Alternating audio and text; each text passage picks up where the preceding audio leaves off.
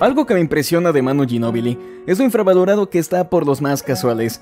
Pocos llegan a comprender lo peligroso que podía ser este hombre cuando se lo proponía. Alguien capaz de brillar tanto en la defensa como en el ataque, así como en el clutch. Y de esto se trata este video, hacerle entender a muchas personas qué tan bueno llegó a ser Manu Ginóbili en su prime, cómo un completo desconocido llegó a poner en aprietos a múltiples equipos de la NBA, cómo es que sus aportes fueron esenciales para conquistar 4 campeonatos con los San Antonio Spurs. Hoy hablaremos de los años dorados de Manu Ginóbili y comprender qué tan bueno era en su prime.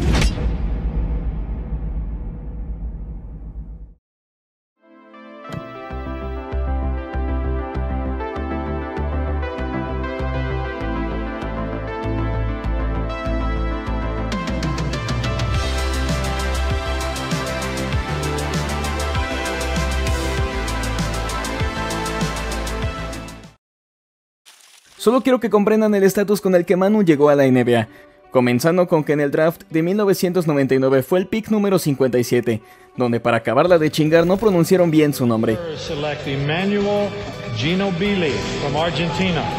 Lo cual a esas alturas debía considerarse un pecado. Para cuando Manu fue elegido ya se había formado de un gran hombre en Europa, un estilo que realmente cuesta definir. Alguien que en la ofensiva se destacaba más como un jugador slasher, pero que también podía organizar la pista cuando era necesario, o volverse un gran defensor. El punto es que decidió quedarse en Europa unos años más para mejorar su juego, un acierto en su totalidad.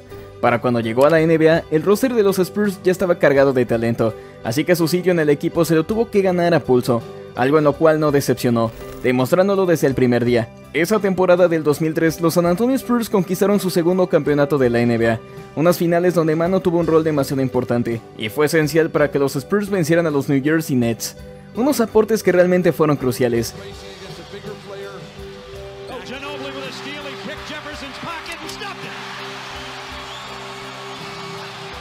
Quizás sus promedios en las finales no lo reflejan, pero eso es algo que realmente destaca en la carrera de Manu, unos promedios que tal vez no impactan a muchos, lo cual es un error.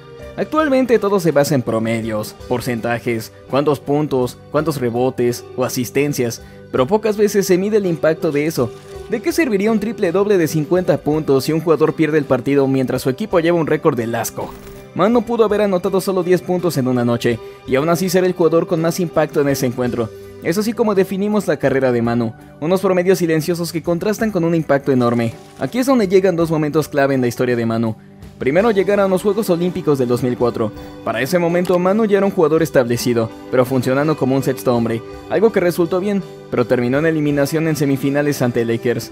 Es así como llegamos a este momento, Argentina contra Estados Unidos, un juego donde Manu se lució por completo, demostrándole a la NBA quién era él, acompañado de grandes jugadores en ese equipo. Prácticamente humillaron a Estados Unidos, no tanto por el marcador, sino por la energía con la que estaban batallando. Cabe mencionar que en ese equipo se encontraba su compañero de los Spurs, Tim Duncan, y su entrenador, Greg Popovich. Si no les quedó claro en la temporada anterior que merecía más oportunidades, tal vez con esto sí les quedó claro. Para la temporada del 2005, Popovich cambió de planes y convirtió a Manu Ginóbili en un titular indiscutible durante toda esa temporada, lo cual una vez más sirvió para probar a todos que este hombre iba en serio.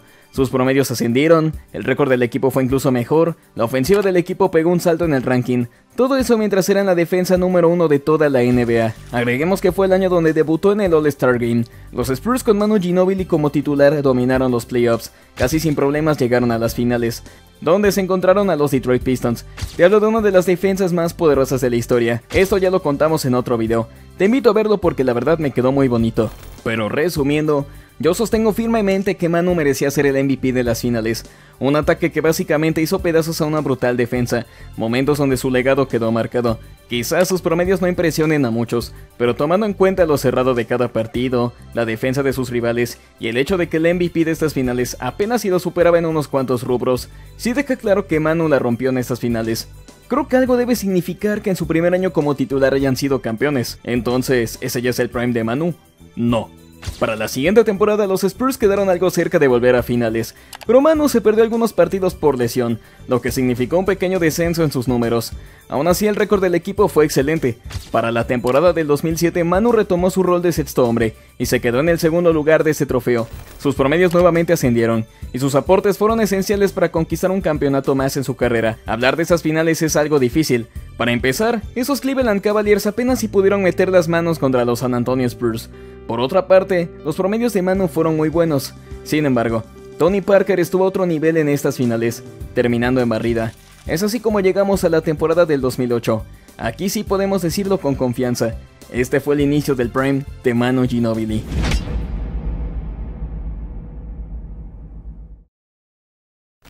Para esta temporada los Spurs estaban convencidos de que querían lograr el back-to-back. Sin embargo, ocupaban hacer ajustes para un roster que ya estaba envejeciendo. Fue así que Manu retomó su rol como sexto hombre en esta temporada. Cabe mencionar que ya se encontraba pisando los 30 años de edad. Cuando él llegó a la NBA ya tenía 25. Primero que nada tenemos que hablar de su estilo de juego. Muchos reconocen a Manu como el hombre que popularizó el Eurostep de la NBA. Manu brillaba más como un jugador slasher, alguien dedicado a atacar el aro con movimientos que desequilibraban a la defensa, ya sea para anotar o hacer un pase hacia afuera, una técnica que funcionaba a la perfección para hacer fluir la ofensiva del equipo. Puedo decir que este fue el momento en que menos lograron frenarlo, pero si hablamos de tiro tampoco se queda atrás. Lograron un sorprendente 40% en tiros de 3 puntos, es decir, podía dedicarse a atacar por fuera si era algo necesario. Tenemos una gran efectividad en los tiros libres. Por otro lado, si nos pasamos a los números, tenemos que esta fue su temporada más alta en puntos con 19,5 puntos por partido. Quizás a muchos no les sorprendan estos números, pero te hablo de esa época donde la defensa aún era muy fuerte, y que de paso lo hizo siendo un sexto hombre, compartiendo el balón con Tim Duncan y Tony Parker. Sus asistencias fueron esenciales para complementar el juego de Tony Parker y permitir mover el balón de forma fluida. Agreguemos unos buenos rebotes para ser una escolta, capaz de ganarse otros pivots de alto nivel en la liga. Inolvidable aquella noche donde anotó 46 puntos ante los Cleveland Cavaliers de LeBron James.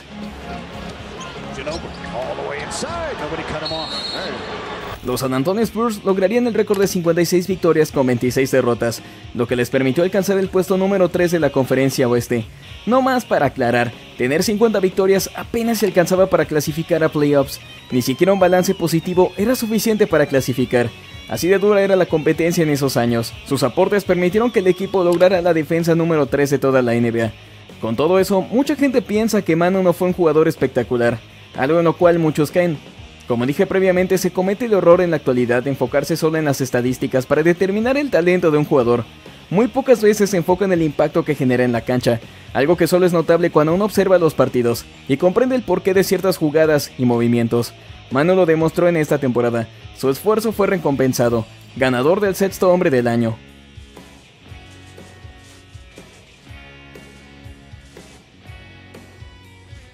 Ya si nos pasamos a playoffs, la primera ronda ante los Phoenix Suns, Manu tuvo dos primeros juegos increíbles, anotando hasta 29 puntos y 24 puntos respectivamente, que fueron importantes para tomar el 2-0 y más tarde pasar de ronda.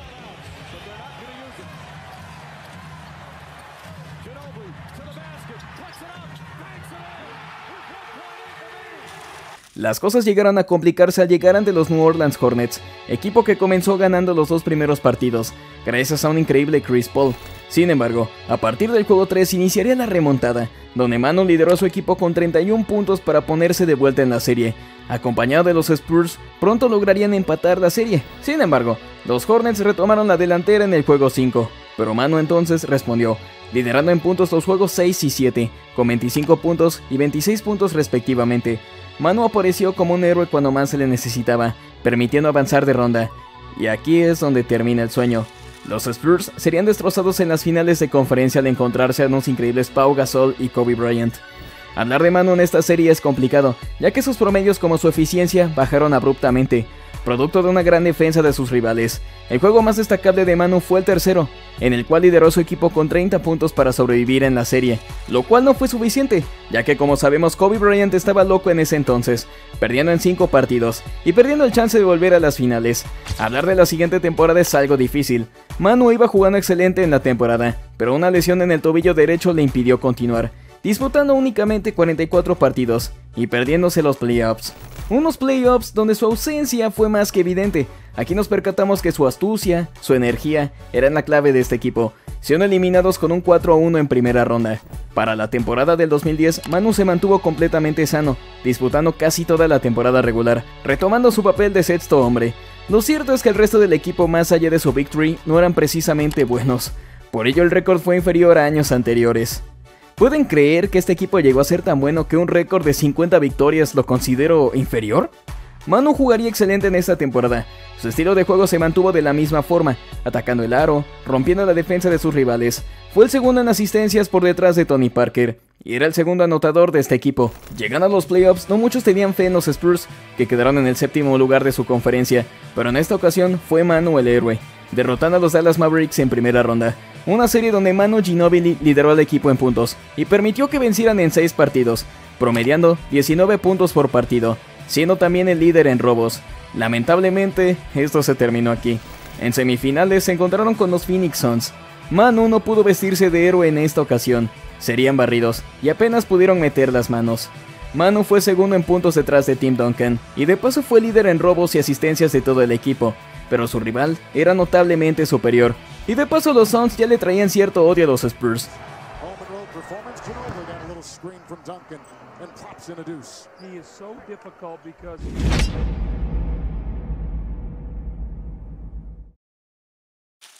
Para la temporada del 2011 yo lo considero el último año del prime de Manu Ginobili. Para ese momento ya rondaba los 33 años de edad. Fue entonces que Greg Popovich se tomó diferentes las cosas. El roster ya estaba de poco a poco evolucionando, y en esta ocasión le daría el chance a Manu de ser un titular indiscutible en la temporada, uno de los mayores aciertos a lo largo de la temporada regular. Con Manu Ginobili de vuelta como titular, los Spurs alcanzaron el increíble récord de 61 victorias con 21 derrotas. Se convirtieron en la ofensiva número 2 de toda la liga, creando un equipo con el estilo clásico de los Spurs. Y ahora si hablamos de los promedios de Manu, esta fue su segunda mejor temporada en puntos, promediando hasta 17.4 puntos por partido, demostrando un ataque más refinado que nunca, un modo más agresivo que contrastaba con esa energía que siempre tuvo. Ahora moviéndonos un poco más a lo que hizo Manu en esta temporada, lo tenemos como segundo en asistencias del equipo nuevamente. Creo que deben reconocer que Manu era uno de los mejores pasadores de toda la NBA. Lo tenemos liderando en robos al equipo, una temporada donde defensivamente se destacó, y no más que te des otra idea, fue segundo en puntos en el equipo, superando a Tim Duncan y solo quedándose una décima abajo de Tony Parker. Es decir, que este sujeto siempre tuvo la fuerza y talento para liderar en puntos. Pero como sabemos, Greg Popovich siempre buscó el triunfo antes que los éxitos individuales para sus jugadores. Sin embargo, eso no le quitó mérito a Manu, permitiendo que apareciera en su segundo All-Star Game de su carrera, siendo parte del tercer mejor quinteto de la NBA, dejando fuera a otros grandes como Carmelo Anthony, su compañero Tim Duncan, Kevin Garnett y Chris Bosh. Este fue el momento más grande en la carrera de Manu, un All-Star dentro del mejor equipo de la NBA, un equipo destinado a cosas grandes. Todo estaba puesto para un posible campeonato, pero lamentablemente no pudo ser así. Llegando a los playoffs se toparon a los Memphis Grizzlies, un equipo de 46 victorias que apenas alcanzaba el lugar número 8 en el oeste. Todo prometía que sería fácil, pero no lo fue. Manu se perdió el juego 1 debido a una lesión en el codo. Sin su presencia, los Spurs cayeron ante los Grizzlies en un juego cerrado, una victoria que provocó un efecto bola de nieve. Ganar en casa inspiró a los Grizzlies y les dio una gran motivación. Manu necesariamente volvió para el juego 2 y lideró en puntos al equipo para empatar la serie. Pero llegando al juego 3 en casa de los Grizzlies, la cosa se puso peor. Manu una vez más lideró al equipo en puntos, un equipo que estaba cayendo ante la defensa y agresividad de sus rivales, siendo derrotados. Llegando al juego 4 la cosa empeoró para los Spurs. Sus oponentes se inspiraron más que nunca y lograron poner el 3-1. Todo esto ya olía a derrota y eliminación, de no ser porque en el juego 5 Manu lideró a los Spurs con 33 puntos en un encuentro cerrado. Agreguemos 4 robos y la energía para crear la esperanza de que podrían ganar, pero esto terminó pronto.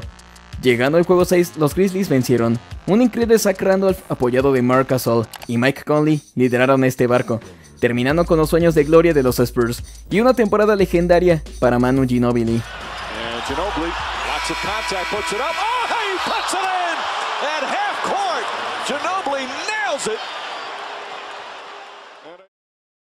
Y sí amigos, este fue el fin del prime de Manu Ginobili.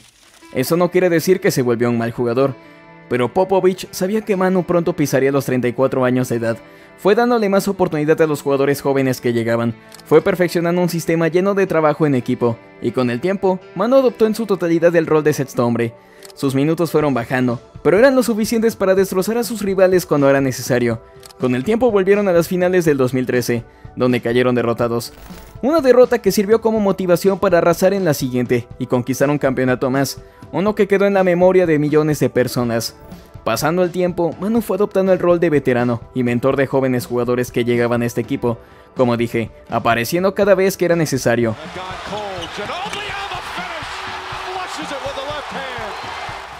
Puedo decir que de recibir más minutos hubiese sido una vez más un All-Star, pero Popovich no podía arriesgar a este hombre, tuvo que nerfearlo por el bien de la trama. Muchos creen que por no tener promedios y números meteóricos significa que no era tan bueno. Manu es el ejemplo de que los promedios y estadísticas no reflejan el impacto en la cancha. Como dije, la carrera de Manu se puede resumir en alguien que te anotaba 10 puntos, pero esos 10 puntos generaron traumas a sus rivales, 10 puntos que cambiaban un partido. Este fue el prime de Manu, el pibe de 40.